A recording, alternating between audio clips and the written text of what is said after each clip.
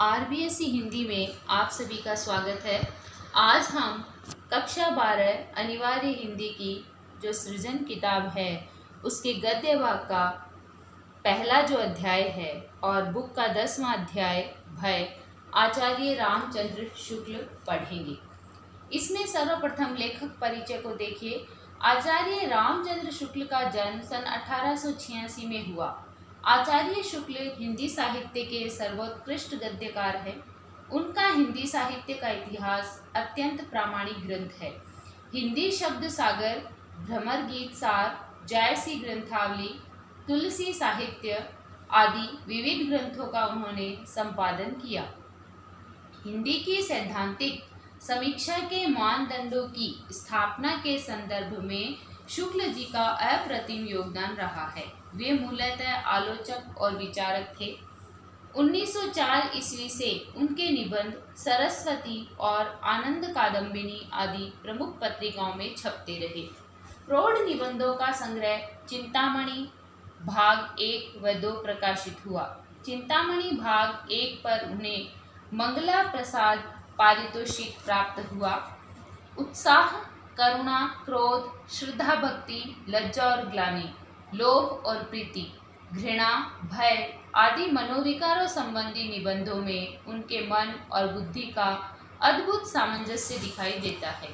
इन निबंधों के माध्यम से शुक्ल जी ने लोक की विविध परिस्थितियों के आचार व्यवहार तथा अनेकानेक संघर्षों के बीच पड़े हुए मन की व्याख्या की है। सुख व दुख की मूल प्रवृत्तियां ही जीवन को गतिशील बनाती है। अब हम इसमें पाठ परिचय पढ़ने से पहले मैं आपको बताती हूँ कि आचार्य रामचंद्र शुक्ल ने अपने निबंध का जो सार है वो मैं आपको बता रही हूँ। इसके अंतर्गत पहले उन्होंने बताया है कि भय का स्वरूप क्या होता है। फिर उन्होंने समझाया भय के 2 रूप हैं। फिर भय एवं कायरता के बारे में बताया। फिर भय एवं आशंका के बारे में बताया। फिर उन्होंने क्रोध एवं भय में क्या अंतर होता है, भय की स्थिति क्या होती है, भय का परिहार कैसे किया जाता है और भय की स्थिति में परिवर्तन कैसे होता है, ये सभी जो बातें हैं उन्होंने अपने इस निबंध के माध्यम से प्रस्तुत की है। अब हम चलते हैं पाठ परिचय की तरफ। देखिए, भय नामक मनोविकार दुखात्मक संवर्ग का भाव है। मनुष्य जीवन में प्राणी जगत की सत्ता में सुख और दुख मूल आधार है, मूल प्रवृत्ति है। यानी मनुष्य के जीवन में सुख और दुख आते जाते रहते हैं और यही जीवन का एक स्वभाव है।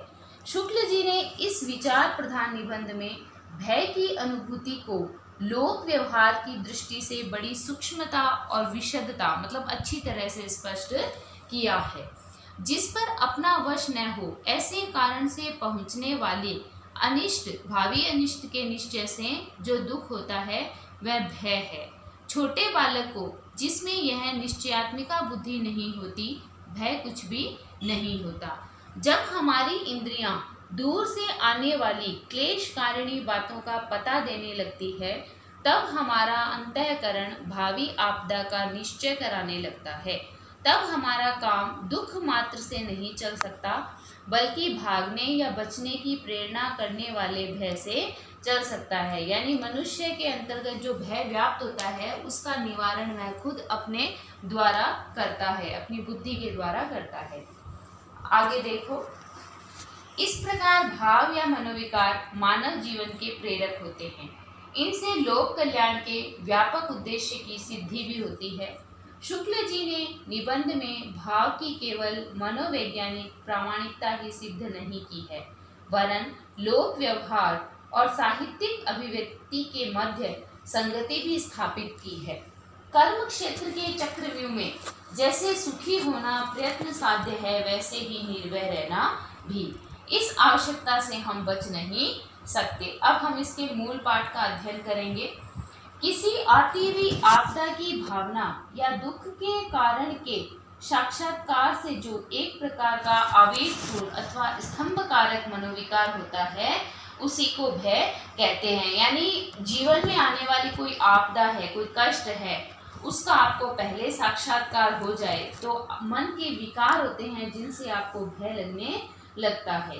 क्रोध दुख के कारण पर प्रभाव डालने के लिए आकुल करता है और भय उसकी पहुंच से बाहर होने के लिए।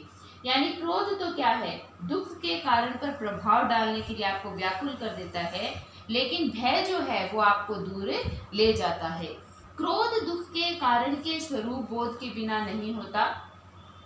यदि दुख का कारण चेतन होगा और यह समझा जाएगा कि उसने जानबूझकर दुख पहुंचाया है, तभी क्रोध होगा। पर भय के लिए कारण का निर्दिष्ट होना जरूरी नहीं, इतना भर मालूम होना चाहिए कि दुख या हानि पहुंचेगी। यदि कोई ज्योतिषी किसी गंवार से कहे कि कल तुम्हारे हाथ पांव टूट जाएंगे, तो उसे क्रोध न आएगा, भय होगा। पर उसी से यदि कोई दूसरा आकर कहे कि कल अमुक अमुक तुम्हारे हाथ पैर तोड़ देंगे, तो वह तुरंत त्योरी बदल कर कहेगा कि कौन है हाथ पैर तोड़ने वाले, देख लूंगा। यानी बात तो एक ही है, लेकिन एक ज्योतिषी ने कही है तो उसको कल का भय लगेगा, और एक किसी आम व्यक्ति ने कही है कि वह तुम्हारे हाथ पैर तोड़ देगा, तो मनुष्य अपने समान ही उसको मानकर कहता है कि कौन है हाथ पैर तोड़ने वाला, फिर उसे भय नहीं लगेगा, उसे क्रोध आएगा। भय का विषय दो रूपों में सामने आता है, एक असाध्य रूप में और एक साध्य रूप में। असाध्य विषय वह है जिसका किसी प्रयत्न द्वारा निवारण असंभव हो या असंभव समझ पड़े। साध्य विषय वह है जो प्रयत्न द्वारा दूर किया या रखा जा सकता है। मतलब असाध्य तो ऐसा होता है कि जिसका आप निवारण नहीं कर सकते, लेकिन प्रयास करने पर आप उसे साध्य कर सकते हैं। लेकिन साध्य को प्रयत्न के द्वारा दूर किया जा सकता है। दो मनुष्य एक पहाड़ी नदी के किनारे बैठे या आनंद से बातचीत करते चले जा रहे थे। इतने में से शेर की दहाड़ सुनाई दी। यदि वे दोनों उठकर भागने, छिपने या पेड़ पर चढ़ने आदि का प्रयत्न करें तो बच सकते हैं।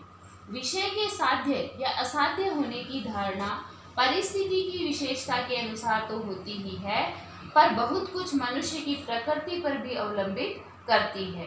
यानी इसमें लेखक ने ये कहा है कि मनुष्य का जैसा स्वभाव है, उसी प्रकार वह उस परिस्थिति के अंतर्गत उसको साध्य या असाध्य रूप दे सकता है। यह उसकी बुद्धि पर निर्भर होता है। क्लेश के कारण का ज्ञान होने पर उसकी अनिवार्यता का निश्चय अपनी विवशता या अक्षमता की अनुभूति के कारण होता है। यदि यह अनुभूति कठिनाइयों और आपत्तियों को दूर करने के अनभ्यास या साहस के अभाव के कारण होती है, तो मनुष्य स्तंभित हो जाता है और उसके हाथ पांव नहीं हिल सकते। पर कड़े दिल का या साहसी आदमी पहले तो जल्दी से डरता नहीं है, और डरता भी है तो संभल कर अपने बचाव के उद्योग में लग जाता है। तो इसमें कवि ने यह बताया है कि जब जीवन में आपत्ति या कोई भी कठिनाई आती है, तो जो साहसी व्यक्ति होता है वो पहले तो डरता नहीं है, और डरता भी है तो वह संभल कर उसका बचाव खोज लेता है। लेकिन जो साहसी नहीं होता, उसके उस भाव यानी हाथ पांव जो है वो हिल ही नहीं सकते, वह अत्यंत दुखी हो जाता है कि अब मैं क्या करूं। फिर आगे देखिए, भय जब स्वभावगत हो जाता है तब कायरता या भीरुता कहलाता है और भारी दोष माना जाता है, विशेषतः पुरुषों में। स्त्रियां भीरुता तो उसकी लज्जा के समान ही रसिकों के मनोरंजन की वस्तु रही है। यानी कहने का मतलब यह है कि भय जब इंसान में व्याप्त हो जाता है और वह भीरुता कहलाता है, और यह पुरुषों के लिए भारी दोष माना जाता है और महिलाओं में लज्जा का एक विषय या मनोरंजन की एक वस्तु मानी जाती है। पुरुषों की भीरुता की पूरी निंदा होती है। ऐसा जान पड़ता है कि पुराने जमाने से पुरुषों ने न डरने का ठेका ले रखा है। भीरुता के संयोजक अवयवों में क्लेश सहने की आवश्यकता और उसकी शक्ति का अविश्वास प्रधान है। शत्रु का सामना करने से भागने का अभिप्राय यही होता है कि भागने वाला शारीरिक पीड़ा नहीं सह सकता, तभी अपनी शक्ति के द्वारा उस पीड़ा से अपनी शक्ति का विश्वास नहीं रखता। यह तो बहुत पुरानी चाल की भीरुता हुई। जीवन के और अनेक व्यापारों में भी भीरुता दिखाई देती है। अर्थ हानि के भय से बहुत से व्यापारी कभी कभी विशेष व्यवसाय में हाथ नहीं डालते। यानी इसको इस तरह समझाया गया है कि भीरुता होती क्या है, कि अनेक व्यापारी ऐसे होते हैं वो ये सोचते हैं कि यदि मैं व्यापार करूंगा तो मुझे लाभ की बजाय हानि हो सकती है, तो वह व्यवसाय नहीं करता। परास्त होने के भय से बहुत से पंडित कभी कभी शास्त्रार्थ से मुंह चुराते हैं।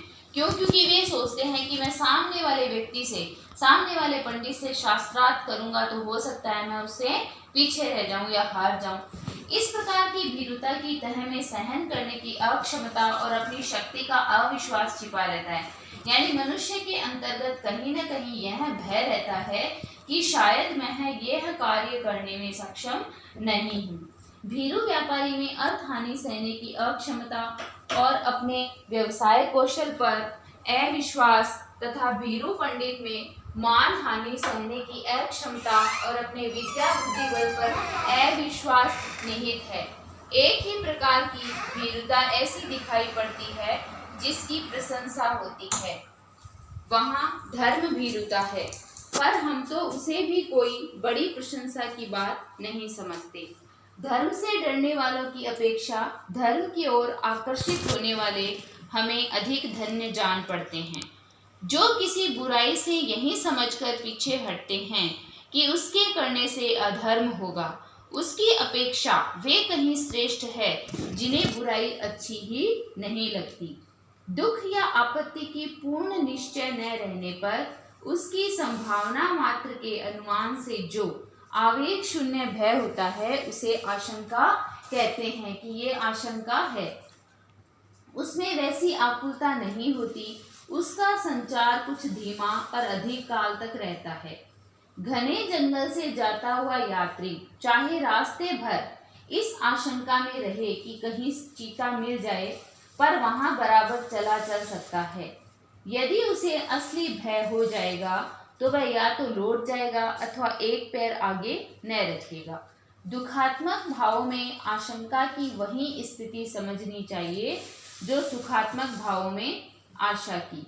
अपने द्वारा कोई भयंकर काम किए जाने की कल्पना या भावना मात्र से भी क्षणिक स्तंभ के रूप में इस प्रकार के भय का अनुभव होता है, जैसे कोई किसी से कहे कि इस छत से कूद जाओ, तो कूदना और न कूदना उसके हाथों में होते हुए भी वह कहेगा कि डर मालूम होता है, पर यह डर भी पूर्ण भय नहीं है। यानी इसके अंतर्गत व्यक्ति ने अपने आप को यह समझाया है लेखक के द्वारा कि आशंका क्या है।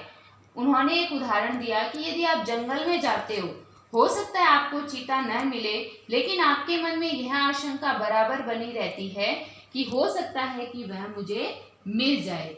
उसी प्रकार आगे लेखक ने ये कहा है कि आपसे यदि कोई कहता है कि छत से कूद जाओ, तो कूदना और नहीं कूदना तो आपके हाथ में होता है, लेकिन फिर भी आप ये कहते हो कि भय मालूम होता है, डर मालूम होता है। अब आगे देखिए, क्रोध का अभाव दुख के कारण पर डाला जाता है, इसलिए उसके द्वारा दुख का निवारण यदि होता है तो सब दिन के लिए या बहुत दिनों के लिए। भय के द्वारा बहुत सी अवस्थाओं में यह बात नहीं हो सकती। ऐसे सज्ञान प्राणियों के बीच जिनमें भाव बहुत काल तक संचित रहते हैं, और ऐसे उन्नत समाज में जहाँ एक एक व्यक्ति की पहुँच और परिचय का विस्तार बहुत अधिक होता है, प्राय भय का फल भय के संचार काल तक ही रहता है। यानी जब तक आपके अंतर्गत भय होगा तब तक ही भय का संचार रहेगा। जहाँ वह भय भूला कि आफत आई। यदि कोई क्रूर मनुष्य किसी बात पर आपसे बुरा मान गया और आपको मारने दौड़ा, तो उस समय भय की प्रेरणा से आप भागकर अपने आप को क्या कर लेंगे, बचा लेंगे। पर संभव है कि उस मनुष्य का क्रोध जो आप पर था उसी समय दूर न हो, बल्कि कुछ दिनों के लिए बैर के रूप में टिक जाए, तो उसके लिए आपके सामने फिर आना कोई बड़ी बात नहीं होगी। प्राणियों की असभ्य दशा में ही भय से अधिक काम निकलता है, जबकि समाज का ऐसा गहरा संगठन नहीं होता कि बहुत से लोगों को एक दूसरे का पता और उसके विषय में जानकारी रहती हो। मतलब कहने का अभिप्राय यह है कि एक बार तो हो सकता है कि वह मनुष्य वहां से चला जाए, लेकिन वो भय मिटता नहीं है, क्योंकि अंतिम समय तक कुछ मनुष्य ऐसे होते हैं जो अपने मन के अंतर्गत दूसरों के प्रति क्रोध रखते हैं और समय आने पर उसके सामने आ जाते हैं। फिर देखो, जंगली मनुष्यों के परिचय का विस्तार बहुत थोड़ा होता है। बहुत सी ऐसी जंगली जातियां अब भी है जिनमें कोई एक व्यक्ति 20 से 25 अधिक आदमियों को नहीं जानता। अतः उसे 10-12 कोस पर ही रहने वाला यदि कोई जंगली मिले और मारने दौड़े तो वह भाग कर उससे अपनी रक्षा उसी समय के लिए नहीं बल्कि सब दिनों से कर सकता है। पर सभ्य, उन्नत और विस्तृत समाज में भय के द्वारा स्थायी रक्षा की उतनी संभावना नहीं होती। इसी से जंगली और असभ्य जातियों में भय अधिक होता है, जिससे वे भयभीत हो सकते हैं। उसी को वे श्रेष्ठ मानते हैं और उसी की स्तुति करते हैं। उसके देवी देवता भय के प्रभाव से ही कल्पित होते हैं। किसी आपत्ति या दुख से बचे रहने के लिए ही अधिकतर वे उसकी पूजा करते हैं। अति भय और भय कारक का सम्मान असभ्यता के लक्षण है। यानी जो व्यक्ति सभ्य नहीं है, यदि आप उसको कह दोगे कि इस देवी देवता की पूजा कर लो, ऐसा कर लो, वैसा कर लो, जो भी बातें आप कह दोगे वह मान लेगा बिना किसी सबूत के, तो वह असभ्यता के लक्षण होंगे। अशिक्षित होने के कारण अधिकांश भारतवासी भी भय के उपासक हो गए हैं। वे जितना सम्मान एक थानेदार का करते हैं उतना किसी विद्वान का नहीं। इसमें यह बताया गया है कि हम आमतौर पे देखें तो हमें विद्वान का जो आदर है वो करना चाहिए। क्यों? क्योंकि विद्वान जो है वो हमें सारे रास्ते बता देता है। लेकिन आज की दुनिया में एक विद्वान का सम्मान नहीं होता जितना कि एक थानेदार का होता है, क्योंकि आजकल का जो व्यक्ति है वो लाठियों से ही डरता है। फिर देखो, चलने फिरने वाले बच्चों में जिनमें भाव देर तक नहीं टिकते और दुख परिहार का ज्ञान या बल नहीं होता, भय अधिक होता है। बहुत से बच्चे तो किसी अपरिचित आदमी को देखते ही घर के भीतर भागते हैं। पशुओं में भी भय अधिक पाया जाता है। अपरिचित के भय में जीवन का कोई गूढ़ रहस्य छिपा जान पड़ता है। प्रत्येक प्राणी भीतरी आंख खुलते ही अपने सामने मानो एक दुख कारण पूर्ण संसार फैला हुआ पाता है, जिसे क्रमशः कुछ अपने ज्ञान बल से और कुछ बाहुबल से थोड़ा बहुत सुखमय बनाता चलता है। क्लेश और बाधा का ही सामान्य आरोप करते जीवन संसार में पैर रखता है। सुख और आनंद को वह सामान्य का व्यतिक्रम समझता है, विरल विशेष मानता है। इन विशेष से सामान्य की ओर जाने का साहस उसे बहुत दिनों तक नहीं होता। परिचय के उत्तरोत्तर अभ्यास के बल से अपने माता पिता या नित्य दिखाई पड़ने वाले कुछ थोड़े से और लोगों के ही संबंध में यह धारणा रखता है कि वे मुझे सुख पहुंचाते हैं और कष्ट न पहुंचाएंगे। जिन्हें वह नहीं जानता, जो पहले पहल उसके सामने आते हैं, उनके पास वह बेधड़क नहीं चला जाता। बिल्कुल अज्ञात वस्तुओं के प्रति भी वह ऐसा ही करता है। यानी बच्चा जो है वो कितना ही साहसी हो, उसमें कहीं ना कहीं यह भावना होती है कि ये अपरिचित व्यक्ति है, इसको हम नहीं जानते, हो सकता है यह मुझे कष्ट पहुंचा दे। लेकिन जिनको हम जानते हैं, जो हमारे सामने होते हैं, उनके प्रति हम मन में यह भाव रखते हैं कि ये मुझे जानता है और ये मुझे किसी भी हालत में कष्ट न पहुंचाएगा। भय की इस वासना का परिहार क्रमशः होता चलता है। जो वह नाना रूपों से अभ्यस्त होता है, त्यों उसकी धड़क खुलती जाती है। इस प्रकार अपने ज्ञान बल, हृदय बल और शरीर बल की वृद्धि के साथ वह दुख की छाया मानो हटाता चलता है। समस्त मनुष्य जाति की सभ्यता के विकास का ही यही क्रम रहा है। भूतों का भय तो अब बहुत कुछ छूट गया है। पशुओं की बाधा भी मनुष्य के लिए प्राय नहीं रह गई है, पर मनुष्य के लिए मनुष्य का भय बना हुआ है। यानी आजकल और भय तो क्या है, कम हो गए हैं, लेकिन मनुष्य का मनुष्य के प्रति जो भय है वो बना हुआ है। सभ्यता से अंतर केवल इतना ही पड़ा है कि दुख दान की विधियां बहुत गूढ़ और जटिल हो गई है। उसका क्षोभ कारक रूप बहुत से आवरणों के भीतर ढक गया है। अब इस बात की आशंका तो नहीं रहती कि कोई जबरदस्ती आकर घर, खेत, बगीचे रुपए पैसे छीन न ले, पर इस बात का खटका रहता है कि कोई नकली दस्तावेजों, झूठे गवाहों और कानूनी बहसों के बल से इन वस्तुओं से वंचित न कर दे। दोनों बातों का परिणाम एक ही है। यानी इसमें यह समझाया गया है कि वर्तमान युग में मनुष्य को मनुष्य से ज़्यादा भय है। क्यों? क्योंकि उनमें यह आशंका रहती है कि कोई नकली दस्तावेज बनाकर मेरी धन दौलत पर अपना अधिकार न जमा ले। सभ्यता की वर्तमान स्थिति में एक व्यक्ति को दूसरे व्यक्ति से वैसा भय तो नहीं रहा जैसा पहले रहा करता था, पर एक जाति को दूसरी जाति से, एक देश को दूसरे देश से भय के स्थायी कारण प्रतिष्ठित हो गए हैं। सबल और सबल देशों के बीच अर्थ संघर्ष की, सबल और निर्बल देशों के बीच अर्थ शोषण की प्रक्रिया अनवरत चल रही है। अनवरत मतलब बिना रुके लगातार चल रही है, एक क्षण का विराम नहीं है। इस सार्वभौम वणिक वृत्ति से उसका अनर्थ कभी न होता यदि छात्र वृत्ति उसके लक्ष्य से अपना लक्ष्य अलग रखती। पर इस युग में दोनों का विलक्षण सहयोग हो गया है।